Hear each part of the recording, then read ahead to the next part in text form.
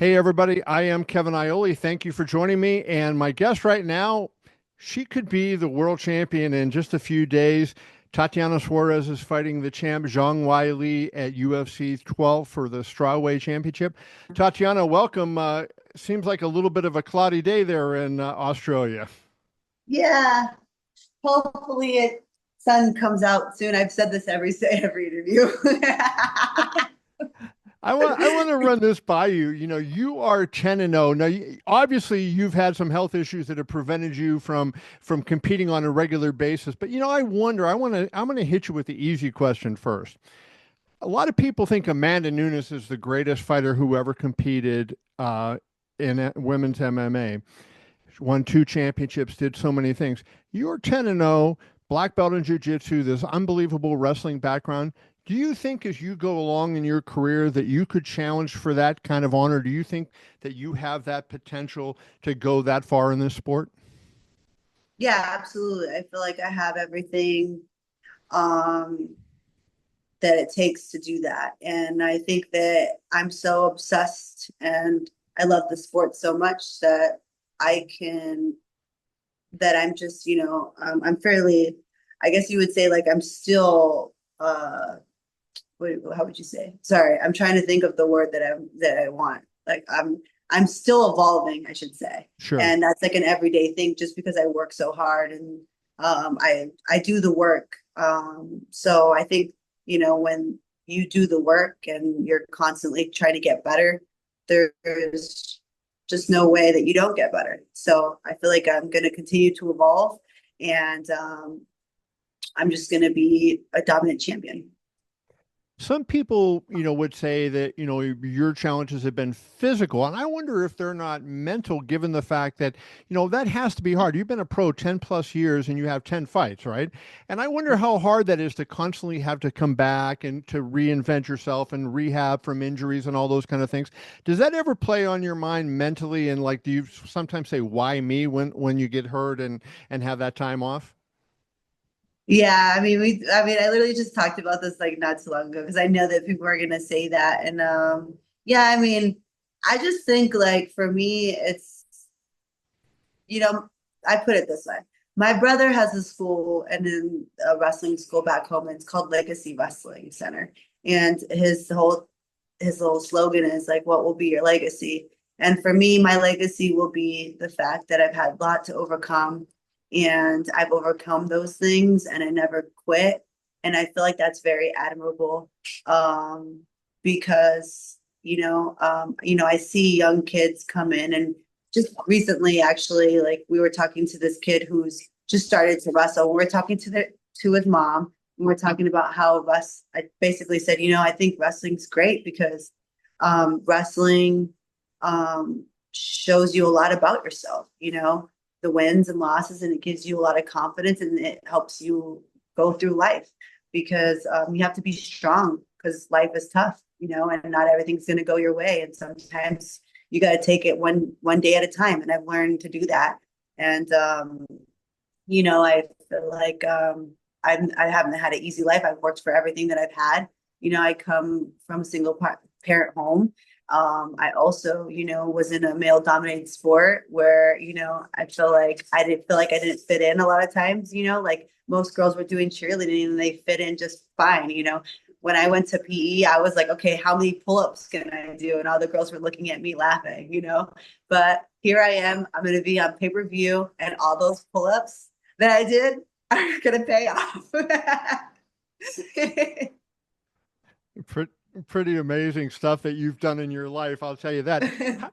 How is it for you going into a title fight though, not having fought in roughly a year and a half? Is there any downsides to that? I don't feel that way just because, I train every single day and I push myself every single day. So, even though I'm not in a cage fighting on TV, it doesn't make it any less for me. I just feel like I work so hard and I feel like I've done such like visualization when I'm training. Like, I think to myself, oh man, like if I need to get this takedown, I need to be able to get this takedown, or I need to be able to do this. Like that's how I push myself in training. And I feel like that's what separates me from everybody else. out there. All of my competition, they don't have that because they haven't been doing that since they were very, very young. You know, when I was young, instead of going and hanging out with my friends at lunchtime, I went and ran. Or I would Mm. do, you know, I would sit there and go on my stance all around the track because that's how badly I wanted to be an Olympic champion. And that's my work ethic. And, you know, everybody talks about her work ethic, but I don't think that hers matches mine. When you think back on your life and all that you gave up to pursue this dream of being a world champion, you're on the verge of winning the title. You got your chance in 7 days or a little over 7 days. Is it worth it? Like, do you say, hey, everything I went through is worth to get to this point? Yeah, absolutely. Just because I love to do it. It's not about like for me, like when I win the bout, it's not going to be that shiny thing. You know, I guess I'm going to be able to go ahead and show this to my children and my grandchildren and be like, hey, this is what I achieved in my life. But I think I just do it because I love it and it happens to come with a real nice shiny belt. Yeah, that's funny. Now, when you talked a minute ago about strength, and you fought Jessica Andrade, who was considered, a very strong fighter in her weight class, and Zhang Weili also has that kind of thing. Do you think strength will be a factor in this fight? Like, do you think physical power, or is it going to be a more of a technique and kind of strategy based fight?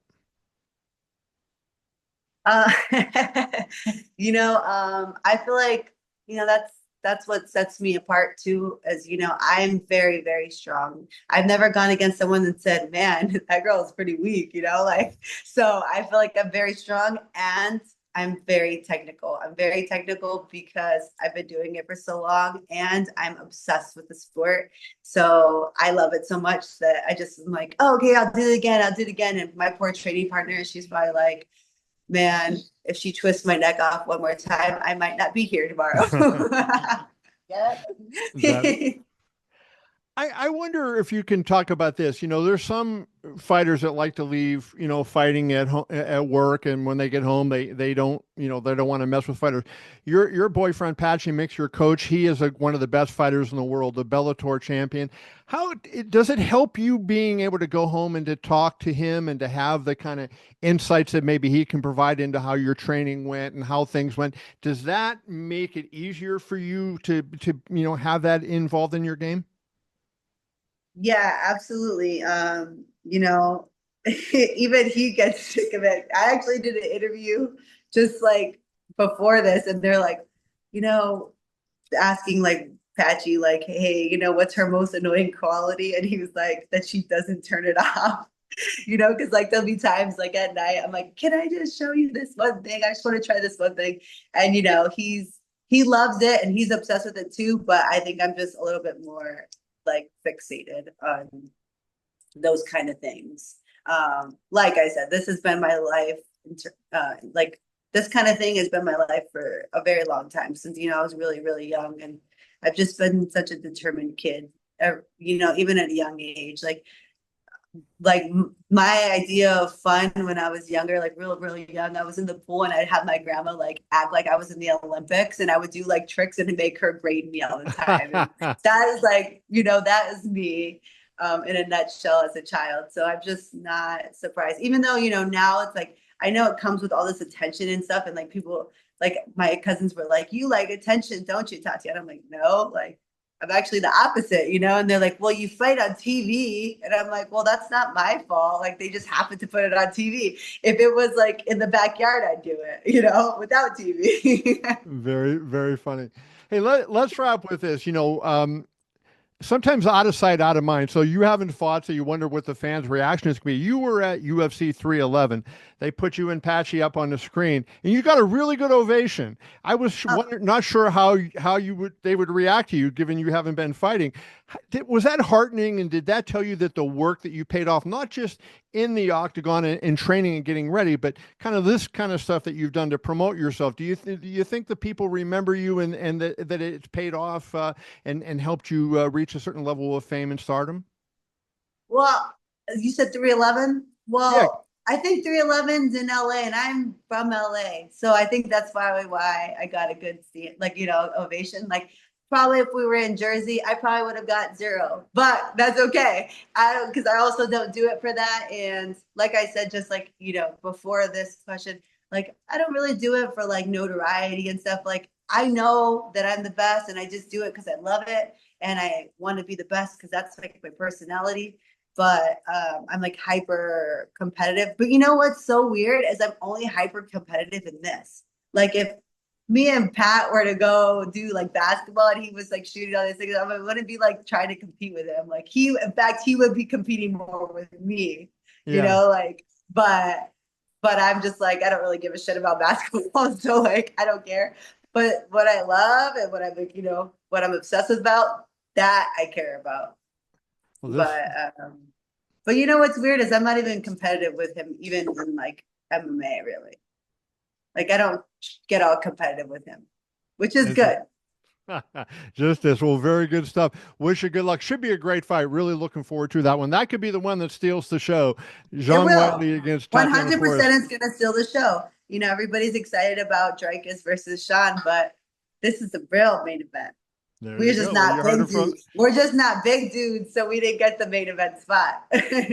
you heard it from her herself. Tatiana, wish you the best of luck. Thank you so much. Thank you so much. Really a pleasure. See you soon.